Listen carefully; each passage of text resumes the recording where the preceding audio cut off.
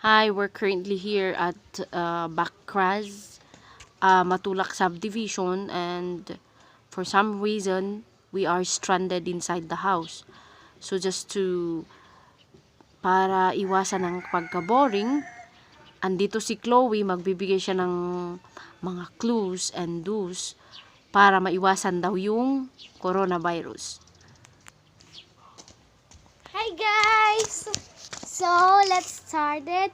First, kung wala kayong alcohol, mag-wash kayo ng hands. Dapat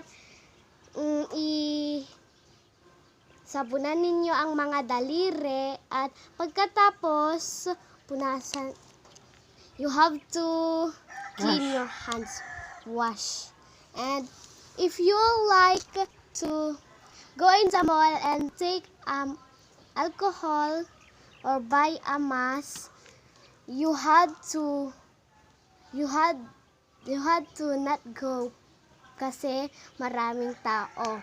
At kung gusto nyong lumabas sa bahay, pwede naman mag-bike kayo sa hindi malayong place. At ganun, dapat quarantine kayo dito sa bahay. Dapat wala kayong pasok. Kung wala kayong pasok, mag-study kayo ng lessons, mag-watch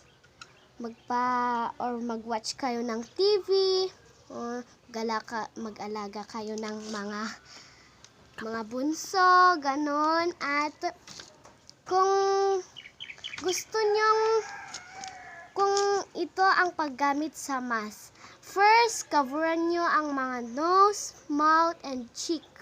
At kung nandun kayo sa school, magkuha kayo ng alcohol or sanitize. And you have to sanitize your hands if you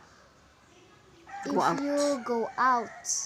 And that's it. That's it. And if you ayun no, naintindihan nyo yung magulong explanation niya? Okay. Say bye. Bye. See you tomorrow.